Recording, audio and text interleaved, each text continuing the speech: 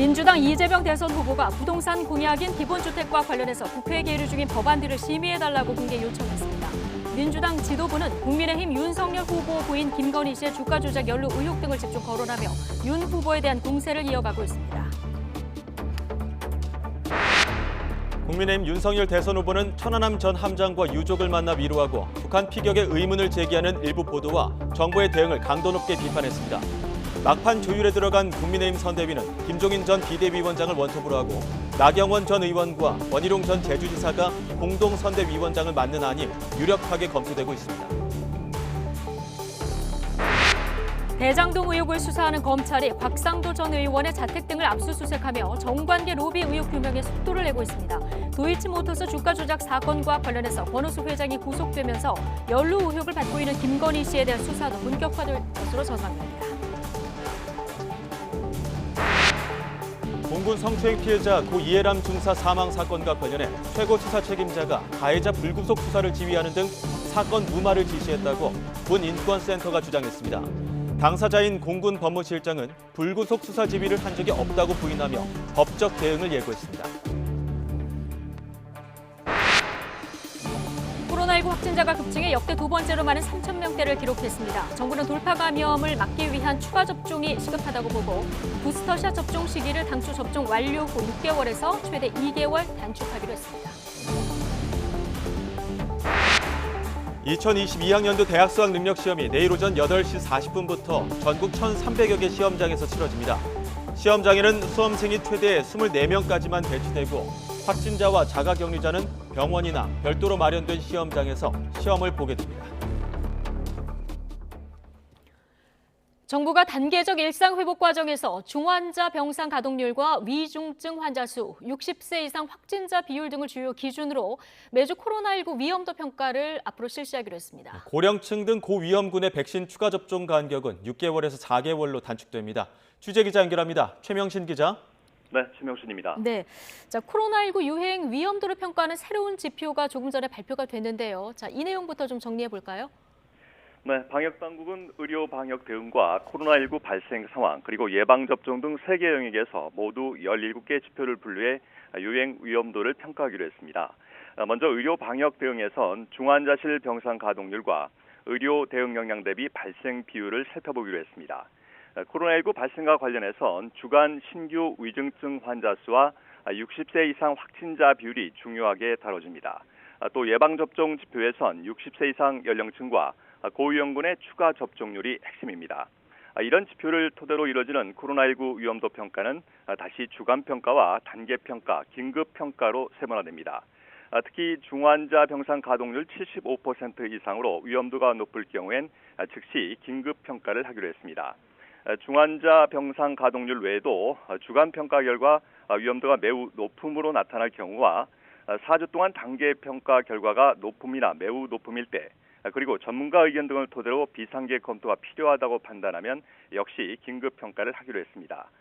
방역당국은 또 돌파 감염을 막기 위해 백신 추가 접종 간격을 단축하기로 했습니다. 60세 이상 고령층과 요양병 환자의 경우엔 기본 접종 완료 후 6개월에서 4개월로 50대 연령층을 대상으로 한 추가 접종은 5개월로 각각 줄어듭니다. 이렇게 되면 연말까지 1,378만 명 정도가 추가 접종을 받을 것으로 보입니다. 네, 오늘 자세한 확진자 현황도 전해주시죠. 네, 오늘 0시 기준 코로나19 신규 환자는 전날보다 1,062명는 3,187명입니다.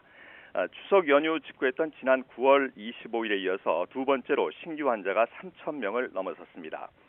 감염 경로를 보면요, 국내 발생이 3,163명, 해외 유입이 24명입니다. 지역별로는 서울을 비롯한 수도권에서 2,542명의 환자가 나와 지역 발생의 80.5%를 차지했습니다. 특히 서울은 1,432명으로 역대 최다를 기록했습니다. 코로나19 관련 사망자는 21명 늘었고요. 위중증 환자는 27명 늘어서 522명입니다. 위중증 환자가 증가하면서 특히 수도권 지역의 중환자 병상 가동률도 빠르게 올라가고 있습니다. 서울은 하루 만에 1.8%포인트 상승해 80.6%를 기록했고 경기와 인천은 각각 72.2%와 74.7%를 보였습니다. 백신 접종률은 1차 81.9%, 접종 완료는 78.4%입니다. 지금까지 사회부에서 YTN 최명신입니다. 백신 판매로 천문학적인 돈을 벌어들이고 있는 글로벌 제약사 화이자가 현재 개발 중인 알약 형태의 코로나19 치료제의 복제약 제조를 허용해 빈곤국에 공급할 수 있도록 했습니다. 하지만 브라질 등 코로나19 상황이 심각한 국가들은 복제약 제조 허용 대상국에서 제외해 실망스럽다는 평가도 받고 있습니다. 강성옥 기자가 보도합니다. 화이자는 유엔이 지원하는 의료단체 국제의학 특허풀과 알약 형태의 코로나19 항바이러스제 복제약의 제조를 허용하는 라이선스 계약을 맺었습니다.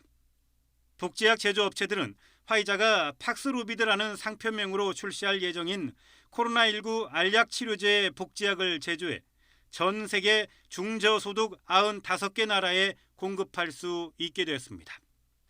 AP통신은 이들 국가가 전 세계 인구의 53%, 40억 명을 차지한다고 전했습니다.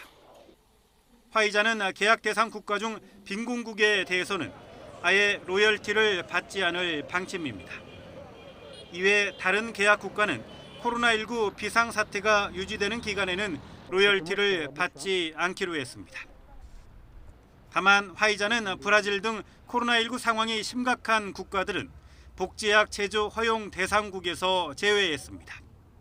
국경 없는 이사회는 화이자가 복제약 제조 허용 국가를 일부러 한정한 데 대해 실망이 크다고 비판했습니다.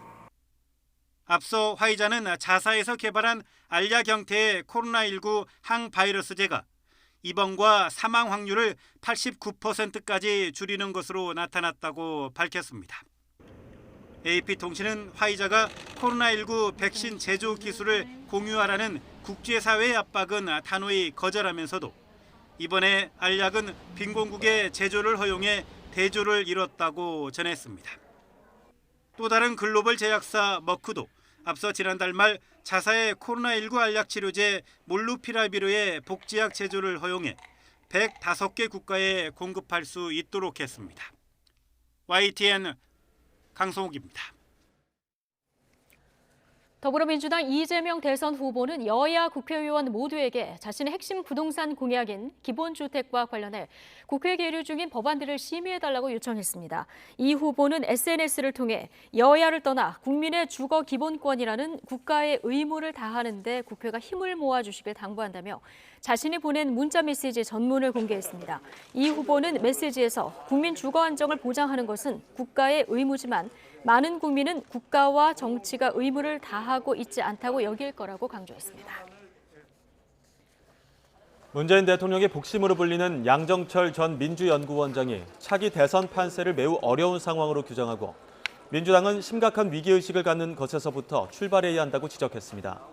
양 전 원장은 오늘 낮 국회에서 열린 민주당 영입인재 비례대표 의원 모임 간담회에서 선거대책위원회에 확실한 컨트롤 타워를 세우고 책임과 권한이 모호한 비효율적 체제를 빨리 개선해야 한다며 이같이 말했습니다. 또 이해찬 전 대표가 전면에 나서야 한다는 일각의 주장에 대해선 자신이 언급할 부분은 아니며 자신은 민주당 선대위에 참여하기보다는 바깥에서 조언과 자문을 하는 형식이 낫다면서 직접 참여에는 선을 그었습니다. 국민의힘 윤석열 대선 후보는 천안함은 북한 도발에 의해서 희생된 거라며 현 정부가 이를 명확히 하지 않는 건 북한에 대한 굴종적 자세 때문이라고 지적했습니다. 윤 후보는 순국선언의 날을 맞아 최원일 전 천안함 함장과 고 이상희 하사 부친 이성우 유족회장을 면담한 자리에서 천안함 피격과 관련한 정부의 태도가 이해되지 않는다면서 이같이 말했습니다. 또 국격이라는 건 국가를 위해서 희생된 장병을 어떻게 기억하느냐에 달려있다면서 북한 소행은 과학적으로 검증된 것인데 이에 대해서 의혹을 제기하고 또 의혹 보도에 대해서 문제가 없다고 판명하는 건 큰 잘못이라고 주장했습니다. 국민의힘 윤석열 대선 후보가 후보 직속 국민통합위원회를 만들어 김한길 전 민주당 대표 영입을 추진하는 것으로 알려졌습니다. 윤석열 후보 측과 김한길 전 대표 측 관계자는 YTN과의 통화에서 윤석열 후보가 직접 김한길 전 대표와 소통하며 영입을 추진하고 있는 것으로 안다고 말했습니다. 김한길 전 대표는 민주당 비주류 출신 원로로 2014년 안철수 대표와 손잡고 새정치민주연합을 창당했다가 탈당해 2015년 국민의당을 창당한 비문 인사로 꼽힙니다. 대장동 개발 특혜 의혹을 수사하는 검찰이 곽상도 전 의원 등을 상대로 강제 수사에 나섰습니다. 서울중앙지검 전담수사팀은 오늘 오전 곽 전 의원의 자택과 옛 사무실에 검사와 수사관들을 보내 관련 자료를 확보하고 있습니다. 압수수색 대상에는 화천대유와 대장동 사업 컨소시엄을 맺었던 하나은행 본점의 부동산 금융 업무와 프로젝트 파이낸싱, 여신 업무 관련 부서 등도 포함됐습니다. 검찰은 곽 전 의원이 대장동 개발 사업에 참여한 화천대유 측에 도움을 주고 아들 퇴직금 명목으로 50억 원을 받았다고 의심하며 화천대유가 하나은행과 컨소시엄을 꾸리는 과정에 영향력을 행사했을 가능성이 있다고 보고 있습니다. 경찰도 오늘 오전 9시부터 5시간 동안 최윤길 전 성남시 의장의 자택과 경기 성남시에 있는 화천대유 사무실을 압수수색했습니다. 경찰은 최 전 의장의 휴대전화를 압수하고 화천대유 사무실에선 성과급 지급 명세 관련 자료를 확보한 것으로 알려졌습니다. 최 전 의장은 지난 2010년 대장동 초기 개발 세력으로부터 뇌물 1억 2천만 원 등을 받는 혐의와 함께 2013년 성남도시개발공사 설립 조례안의 본회의 통과를 주도해준 대가로 화천대유 대주주 김만배 씨 등으로부터 30억 원을 받았다는 의혹을 받고 있습니다. 네, 김호수 검찰총장이 지방검찰청 격려 방문을 재개했습니다. 고발 사주 의혹의 핵심 피의자인 손준성 검사가 있는 대구로 향했지만 손 검사가 연가를 내면서 만남은 불발됐습니다. 김 총장의 말 직접 들어보시죠. 본인이 아마 연가 내셨다고 들었습니다. 그리고 이제 나름대로 만날 계획은 좀 연가 중이니까 어렵겠지요. 향후에 차후라도 이렇게 따로 인사 조치가 있거나 어떻게 생각이 있으신가요? 지금 수사 중이니까요. 지켜봐야 될 것 같습니다. 공교롭게도 윤석열 전 총장께서 마지막으로 이제 대선 출마하기 전에 대구지검 고검 방문하셨는데 좀 어떤 소감이 있으신가요? 그분도 통상적인 절차대로 격려 방문을 했을 것이고요. 저도 그런 차원입니다.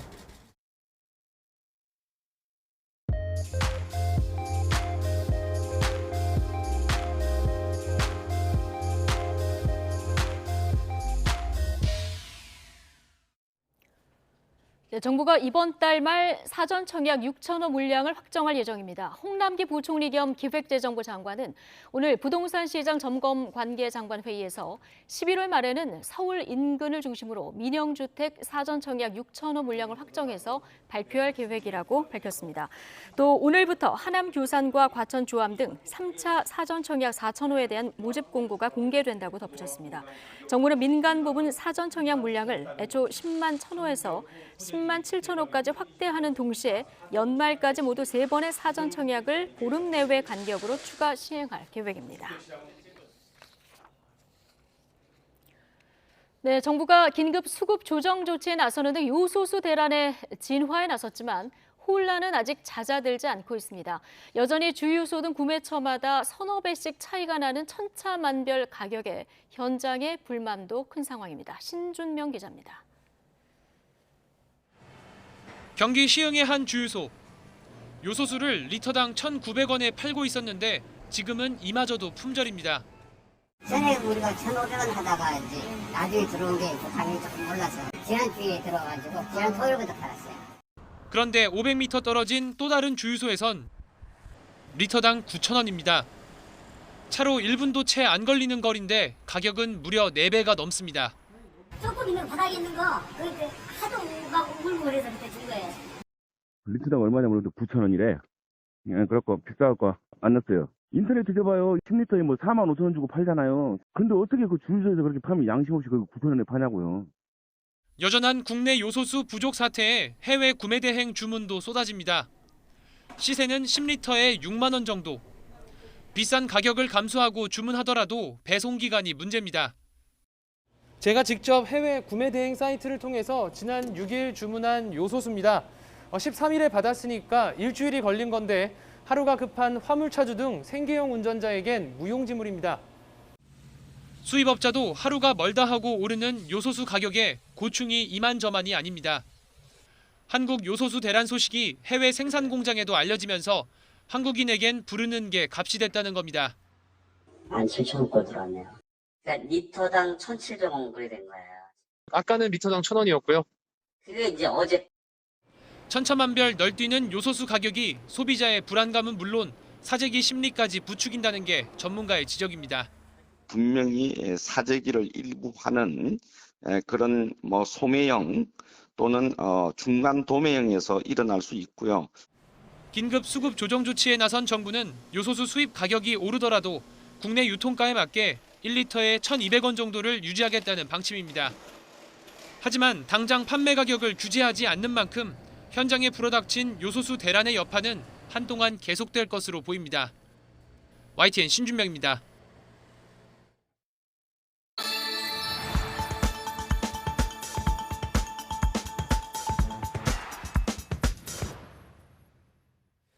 상관의 성추행과 2차 가해를 견디다 못해 극단적 선택을 한 고 이해람 중사 사건 여러 번 보도해드렸는데요. 공군 최고 수사 책임자인 전익수 공군본부 법무실장이 사건을 무마하기 위해 직접 지시했다는 주장이 새로 나왔습니다. 군인권센터가 관련 녹취록을 공개하는 기자회견을 열었는데요. 어떤 내용인지 직접 들어보겠습니다. 전익수가 자기는 수사 보고서도 대충 받고 개별 사건에 대해서 지휘하지 않는다라고 거짓말을 했지만 여기서 진술인들은 직접 불구속 지휘하는데 뭐 어쩌라고. 그러니까 전 실장이 이렇게 했기 때문에 할 수 없다. 우리는 피해자가 죽든지 말든지 우리 보신이나 잘하면 되고 우린 잘못한 게 없다라는 것을 여실히 이렇게 보여주고 있습니다. 국방부 장관도 뻔히 이러한 사정들을 알 것이며 공군본부 수뇌부들도 이것을 뻔히 알 것인데 이것을 그냥 불기소 처분했다라는 것이 유족을 2번 죽인 일이라고 생각하고 있고 국민을 기망하는 일이라고 생각하고 있습니다. 서울 여의도에서 전국 곳곳에 농민들이 모여 농민기본법 제정과 농업 공공성 강화를 촉구하는 집회를 벌이고 있습니다. 취재기자 연결해 현장 상황 알아보겠습니다. 황보혜경 기자. 회장님 참석하셨습니다. 네, 서울 여의도 집회 현장에 나와 있습니다. 네, 집회 현장 상황부터 자세히 전해주시죠. 인기가 많네요. 네, 지금 제 뒤로 보이는 무대 옆에 트랙터가 설치된 게 보이실 겁니다.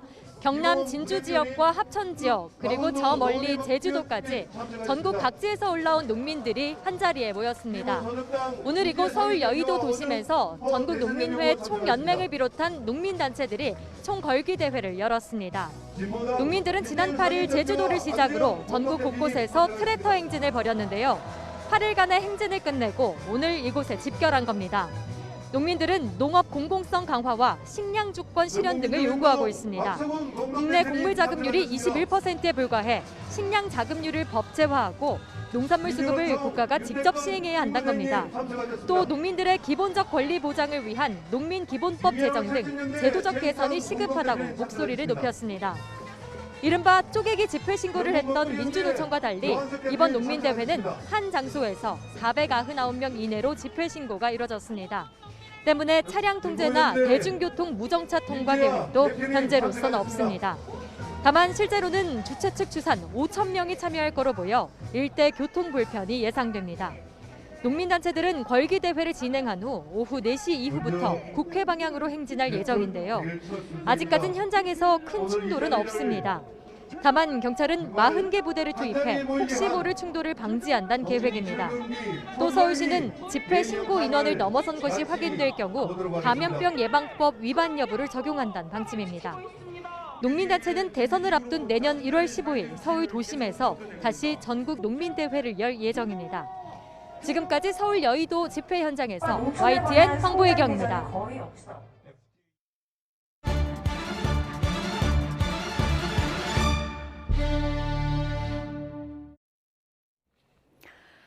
네, 오늘의 전국 주요 현안 짚어보겠습니다. 더불어민주당 선대위 청년공동본부장 장경태 의원, 그리고 국민의힘 홍보본부장 김은혜 의원 두 분 나오셨습니다. 어서 오십시오. 안녕하십니까. 안녕하십니까.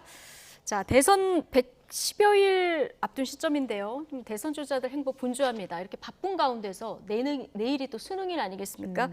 응원 메시지를 냈는데 좀 흥미로운 부분들이 있어서 저희 한번 보고 갈까요? 자, 이재명 후보는 노력은 절대 사라지지 않는다. 내가 온 마음으로 수험생을 응원한다. 이런 메시지를 냈고요.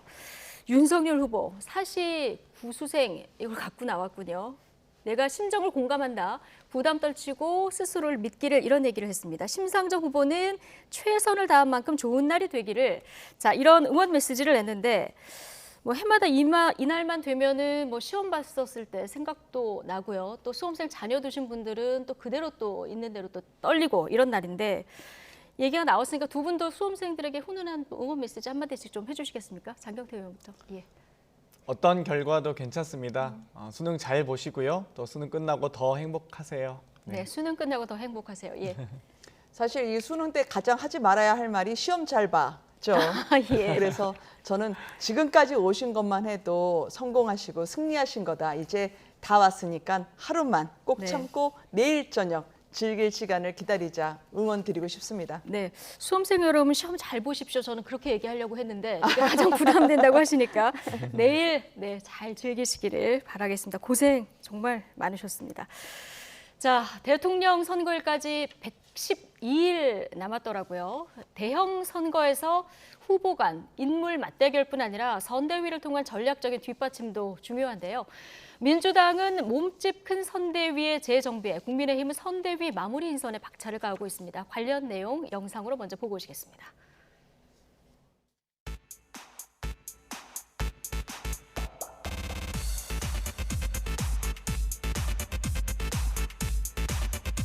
리셋 민주당, 고쳐쓰자 민주당, 정신차려 민주당, 외부 인재를 영입하여 전면 배치하고 이들에게 실질적 권한을 부여해야 합니다.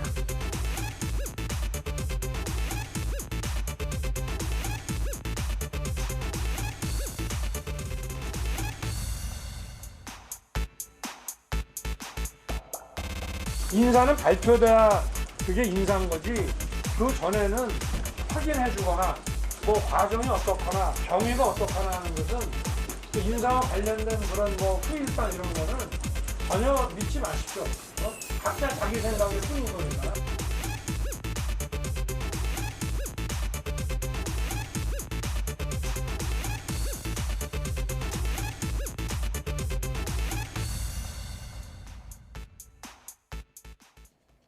네, 자 선대위 구성 관련한 여야 움직임 잠깐 보고 오셨는데요.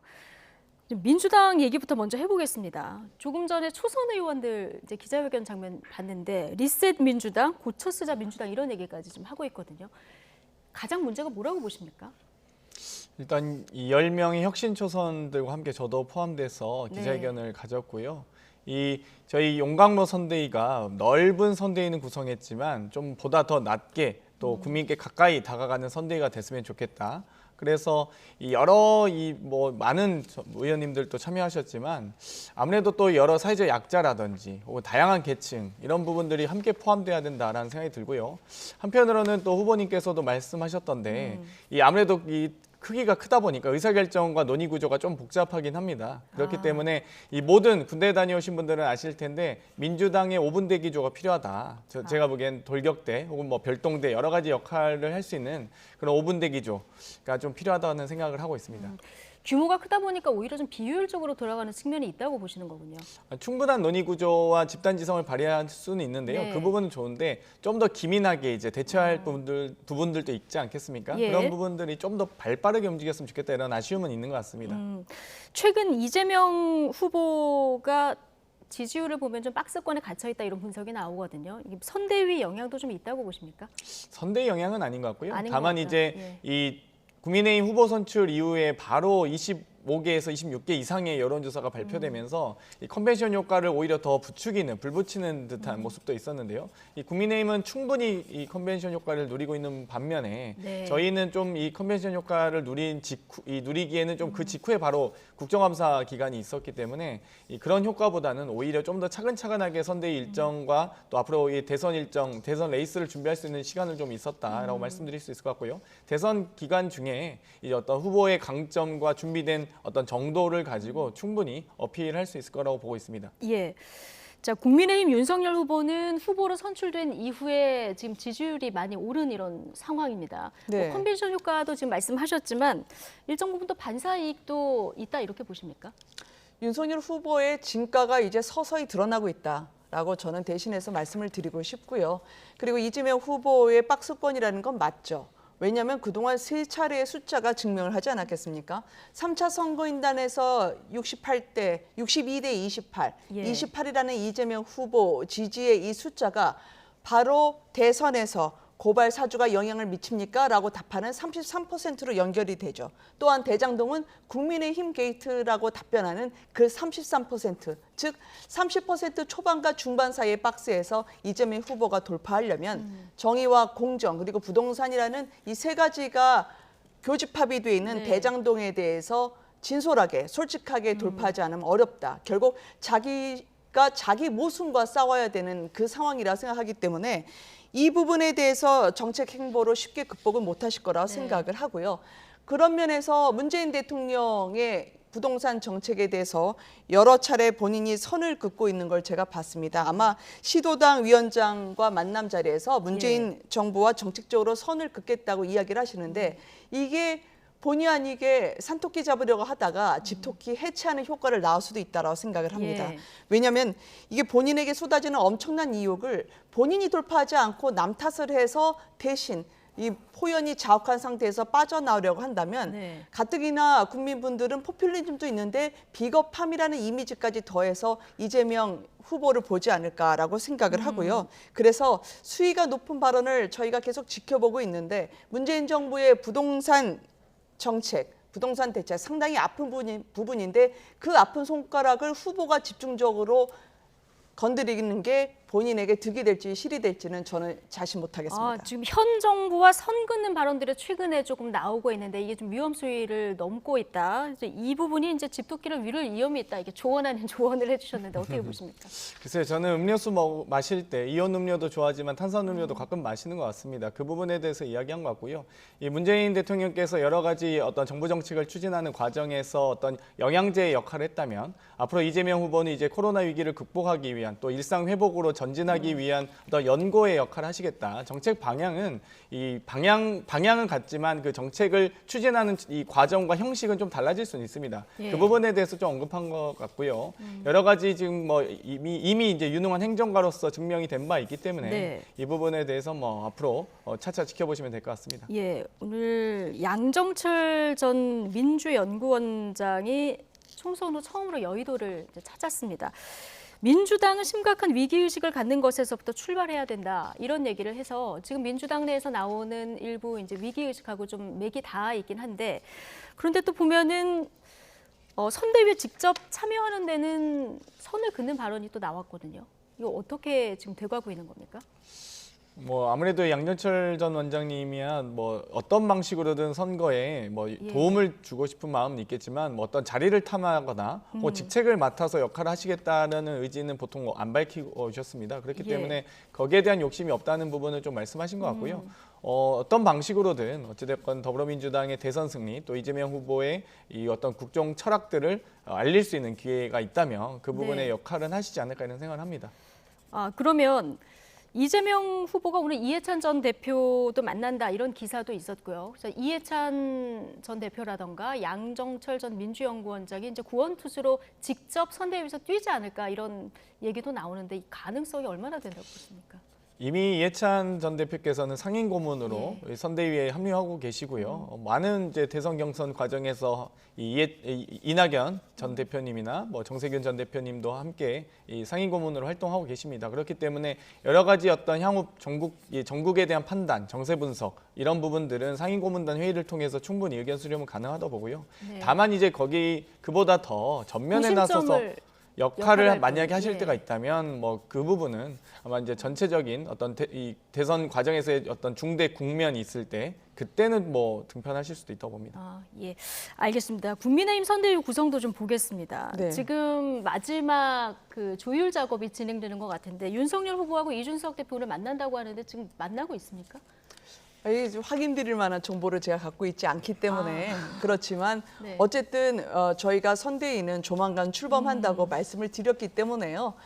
대표하고도 또 혹은 이 총괄 선대위원장으로 오실 것으로 거론되고 있는 김종인 전 위원장과도 어떤 형식으로든 접촉과 만남은 이루어지지 않을까 보도를 통해서 저도 추측을 하고요. 예. 그리고 저희가 3자의 입장이긴 하지만 아까 말씀 주셨던 양정철 전 원장이라든지 이해찬 전 대표와의 합류와 관련해서는 저는 시사점이 있을 것 같습니다. 네. 왜냐하면 양정철 전 원장 같은 경우에는 사실 문재인 정부의 인큐베이팅을 했던 산실과도 같은 분이죠. 그리고 이해찬 전 대표 같은 경우에는 사실상 친문의 대주주격인 분 아니겠습니까? 특히 위기 때마다 이재명 후보에 대해서 수호천사처럼 나타났던 분이죠. 네. 과거에도 그랬고 최근에도 한교익 경기관광공사 사장 내정자에 대해서도 교통정리를 해준 분이기 때문에요. 네. 하지만 두 분이 이렇게 선뜻 나서지 못하는 건 과연 두 분의 합류가 중도층으로서의 확장 가능성이 있을까라는 부분에 대해서 선뜻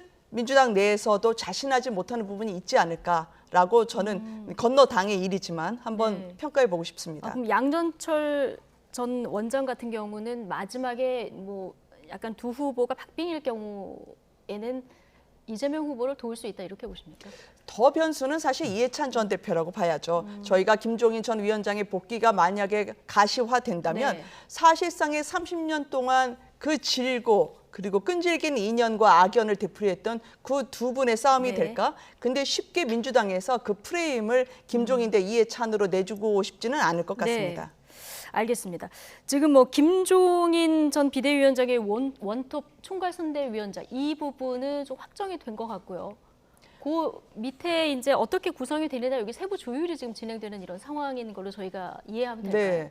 네, 보도를 통해서 보면 네. 보통 이제 책임 있는 어쨌든 그 후보님 측에서는 김종인 총괄선대위원장 부분에 대해서는 아주 크게 부인을 하지 않는 걸로 네. 봐서는 이게 조만간 가시화될 가능성이 높아졌다라고 네. 저도 함께 판단을 하고 있고요. 추측하시는 겁니까? 예, 그렇습니다. 네. 근데 나머지 분들은 인사라고 하는 게요. 사실은 도장이 찍기 전까지는 아무도 모릅니다. 그리고 더더군다나 본부장 체제냐 네. 아니면 일부 몇 명의 인사만 밑에 산하에 두느냐는 문제는 사실 말이 쉽지 이게 이렇게 쉽게 결판이 날 수 있는 성질은 아니거든요. 네. 그래서 저희가 순차적으로 공개되는 걸 보면서 그 윤곽을 전해드리는 것 외에는 지금 더 이렇게 친절하게 말씀드릴 수 없을 것 같아서 죄송합니다. 그런데 지금 아까 영상 구성에서 여러 네. 인물들이 중도 외연 확장을 위해서 거론되는 분들의 네. 얼굴을 잠깐 저희가 보여드렸는데 김한길 전 대표 같은 경우는 김한길 전 대표 측에서도 그렇고 윤석열 후보 측에서도 그렇고 크게 부인 안 하시죠. 부인 안 하고 있거든요. 네. 올 가능성이 높다 이렇게 좀 보면 될까요?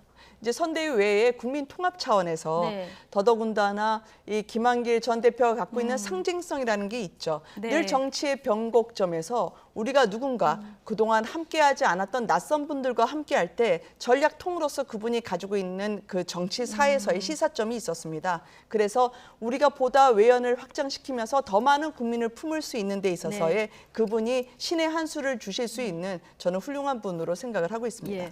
앞서 김은혜 의원님이 이제 이해찬 전 대표나 양정철 전 원장의 합류에 대한 평가를 어떻게 될지 예측을 해주셨기 때문에 김한길 전 대표는 또 민주당하고도 인연이 있으신 분이잖아요. 어떻게 보고 계십니까?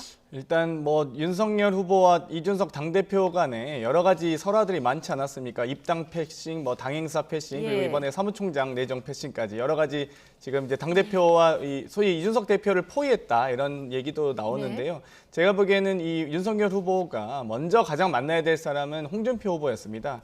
마치 저희가 이재명 후보께서 이제 이 경선 이후에 가장 먼저 만나야 될 분이 이낙연 후보였듯이 네. 이 당내 경선 주자들 간에 먼저 화합이 있고 나서 그 이후에 선대위가 있는 거거든요. 근데 먼저 너무 선대위가 나왔다는 얘기 말씀드리고 싶고요. 예. 또 한편으로는 이 윤석열 후보 입장에서는 홍준표 후보를 이 소위 선택하느니 김종인 후보를 선택할 가능성이 높았다라고 봅니다. 그러니까 홍준표보다는 홍준표보다 김종인이 낫다라고 보는데요. 문제는 이제 윤석열 후보 입장에서는 차 태워준다고 했는데 김종인 대표가 차 키달라고 한 격이라서 이 부분이 어떻게 이제 정리될지도 봐야 될 것 같고요. 네. 확실한 것은 김한길 전 대표를 영입하는 거 보니 안철수 후보 대신 김한길 대표를 선택하신 것 같다 이런 생각이 듭니다. 어찌되건 두 분 간의 이 홍준표와 이 김종인, 네. 안철수와 또 김한길 이렇게 두 분 간의 악연들이 있기 때문에 아마도 지금 윤석열 후보 입장에서는 아마 하루 정도 일정도 저번 주인가요? 일요일 날 혼자 또 집거도 하셨는데 그러면서 전국 구상을 하시면서 좀 갈라치기를 하고 있는 게 아니냐 이런 생각이 듭니다. 예.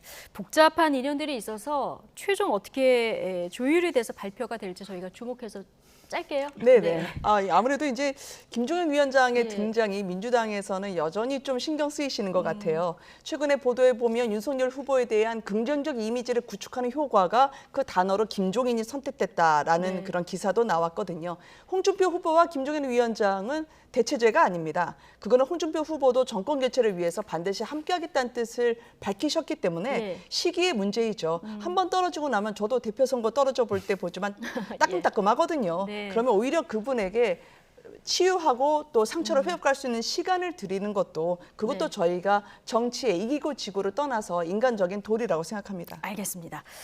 자, 다음 주제로 넘어가겠습니다. 공교롭게도 이번 대선 여당 또 제1야당 두 후보를 향한 사법 리스크가 공통으로 존재하는데요. 민주당에서는 국민의힘 윤석열 후보의 가족 의혹, 이른바 본부장 의혹을 현미경 검증할 가족비리 특위까지 발족했습니다. 자, 어제 도이치모터스 권오수 회장이 구속되면서 윤석열 후보 부인 김건희 씨 소환 여부가 지금 주목되는 상황인데요. 오늘 송영길 대표 이런 이야기를 했습니다. 듣고 오시죠. 윤석열 후보 못지않게 검증의 대상입니다. 또 우리 국민의 대한민국의 얼굴을 대표하는 대통령과 그 부인의 문제는 철저한 국민적 검증의 대상이 되어야 할 것입니다. 이에 대해서 김건희 씨는 본인을 향해 제기되는 모든 의문들에 직접 소상히 해명하고 국민 옆에 나서야 할 것입니다. 직접 수사기관도 김건희 씨에 대한 직접 조사를 즉각 시행해 줄 것을 바라겠습니다. 네. 자, 도이치모터스 권오수 회장이 어젯밤에 이제 구속이 됐고요. 오늘 민주당에서는 김건희 씨 즉각 소환해라. 자, 이런 얘기가 또 나왔습니다. 윤석열 후보 주변에는 참 마법 같은 일들이 많이 일어납니다. 예를 들면 이 윤석열 후보가 대검 중수이과장 시절에 수사할 때는 전혀 나오지 않던 혐의가 2015년에는 또 저축은행 수사를 통해서 유죄가 나오기도 하고요.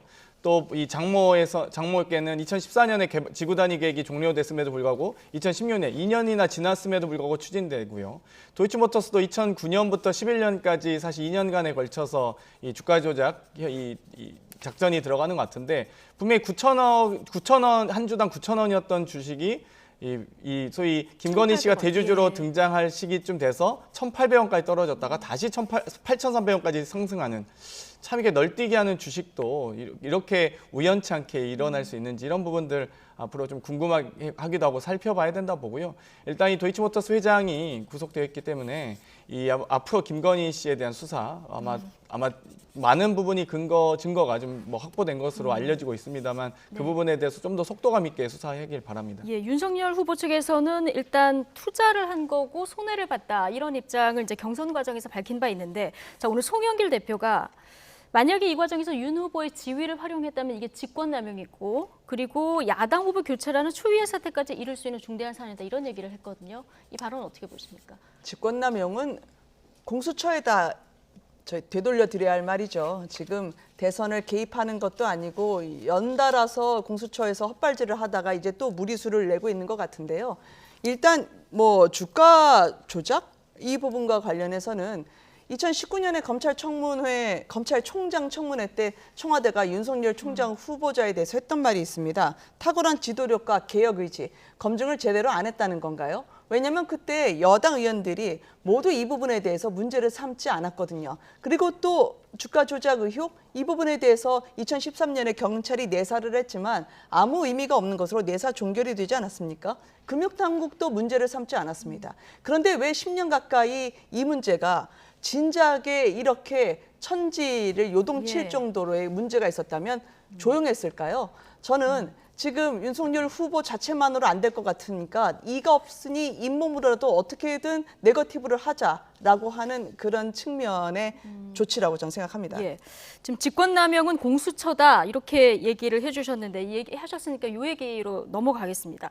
지금 고발사주 의혹 관련해서 공수처 수사도 속도를 내는 이런 모양새인데요. 그런데 언론을 통해서 공수처 차장과 여당 의원 통화 사실이 공개되면서 야당의 비판이 나왔습니다. 이 얘기 잠깐 듣고 오시죠.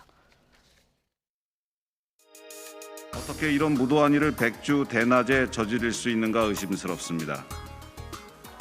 이는 대장동 부패 몸통인 이재명 살리기를 위해 대법관 집무실을 제집 드나들듯 넘나든 김만배 권순일 사건의 또 하나의 복제품입니다. 이는 법치를 파괴하는 천인 공노할 후안무치한 사건입니다. 이제 문재인 정권 하에서 공수처를 만든 목적이 무엇인지 명확히 드러났습니다. 네, 지금 공수처 수사에 대한 비판 얘기를 듣고 오셨는데, 자, 공수처 차장하고 여당 의원이 통화한 부분을 좀 문제를 삼았는데 어떻게 보십니까?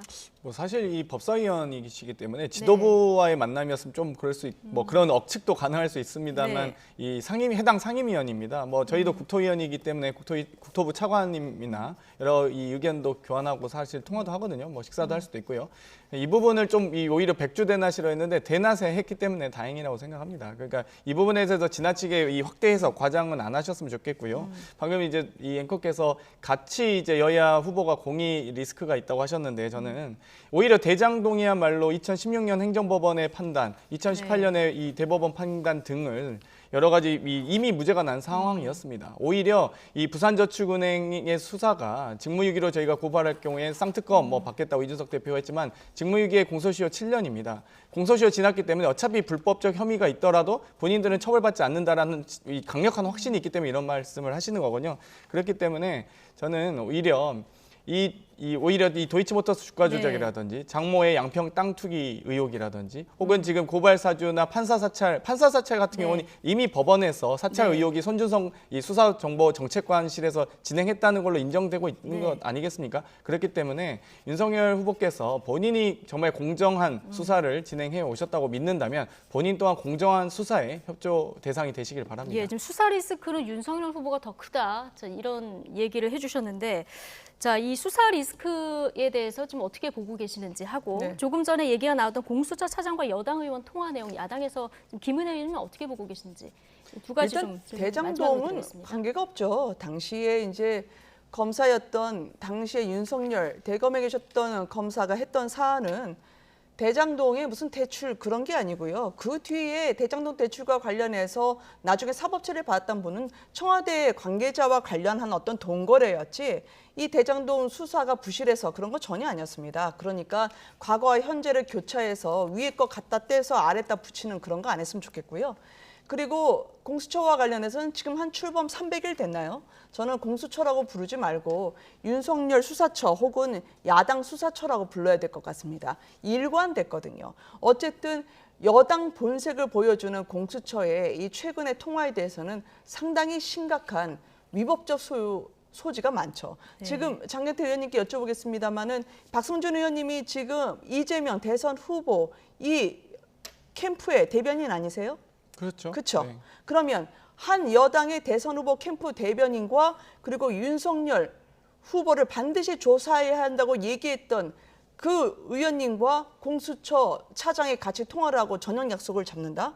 이건 명백하게 그 차장에 대해서는 저는 직위 해제를 해야 될 사안일 뿐만 아니라 공수처 자체가 이 부분에 대해서 명명백백하게 국민에게 설명을 하지 않으면 공수처 자체가 직무유기를 했다 혹은 직권남용을 했다는 부분으로 저희가 문제 삼을 수밖에 없고 국민들이 용서하지 않을 겁니다. 알겠습니다.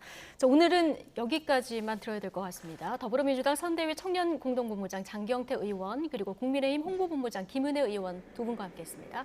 고맙습니다.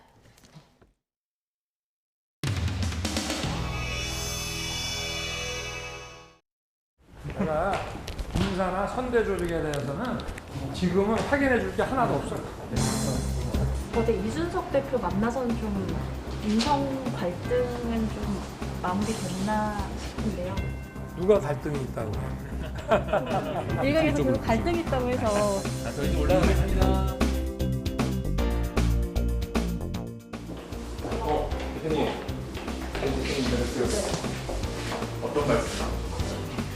국민의힘 당원이라면 또 대한민국의 미래를 생각하는 사람이라면 누구나 같이 힘을 합칠 때이다 이렇게 생각을 하고 있습니다. 그 정책들의 소비권 위반으로 인해 가지고 저분이 왜 이번에 대통령 선거 안 나오셨는지. 방금 윤석열 후보가 나경원 전 대표를 국민선대위원장으로 하셨는데. 윤 후보와 지금 뭐 저를 포함해서 다른 당내 인사와 이견이 굉장히 적은 상태입니다. 그렇기 때문에 윤 후보가 생각하는 바가 무엇인지는 잘 전해들었습니다. 그런데 뭐 김종인 위원장들과 잘 앞으로 조정을 해가지고 저희 최종적인 선대위안을 낼 수 있도록 하겠습니다. 후보님 자리 어디에요? 여기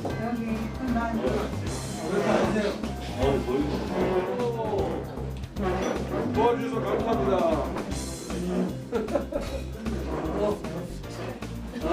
감사합니다. 도와주시고. 아니 저 어디 사무총장 됐습니까?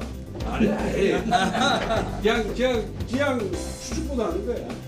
자 먼저 갑니다 저는. 예. 다른 기자들하고 약속 있어가지고. 예. 그리고 파이낸스. 이거 뭐야? 전화를 따로 축하 전화 드려놓고 또 다른 뉴스가 있어요. 이게 악수를 계속 하고 다니니까 이 상처가 점점 보지더라고요. 예. 그리고 막 약간 붓기도 하고. 원칙이나 철학 원칙과 철학 많은 분들의 중주를 모아서 다 함께하고 당이 중심이 된다. 국민의힘 당 중심의 선대위 체제다. 그리고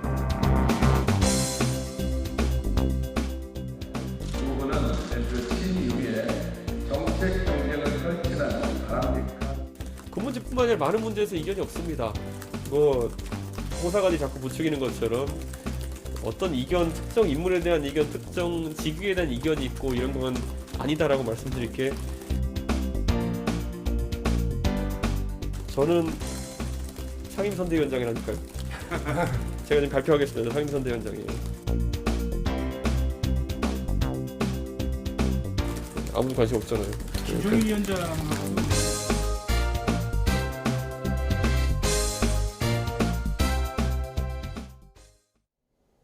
수능일인 내일은 예년보다 온화한 날씨가 이어지면서 입시 추위는 없겠습니다. 다만 일교차가 크게 벌어지겠고 중서부 지방에는 새벽부터 오후까지 5mm 안팎의 비가 조금 내리겠습니다. 내일 중부지방은 하늘빛이 흐리겠고 남부지방은 맑겠습니다. 다만 오전과 밤 한때 수도권과 충청은 일시적으로 미세먼지 농도가 짙어지겠고요. 또 동해안에는 일주일째 건조특보가 발효 중입니다. 화재 사고 없도록 각별히 주의해 주시기 바랍니다. 내일 아침 기온 예년보다 3에서 5도가량 높겠습니다. 내일 서울 아침 기온 7도, 부산은 8도가 예상되고요. 낮 기온도 예년보다 3에서 5도가량 높겠습니다. 내일 낮 기온 서울 15도, 대전 17도, 대구는 18도가 예상됩니다. 지금까지 날씨 정보였습니다. 네, 수요일 더 뉴스 마치겠습니다. 시청해주신 여러분 고맙습니다.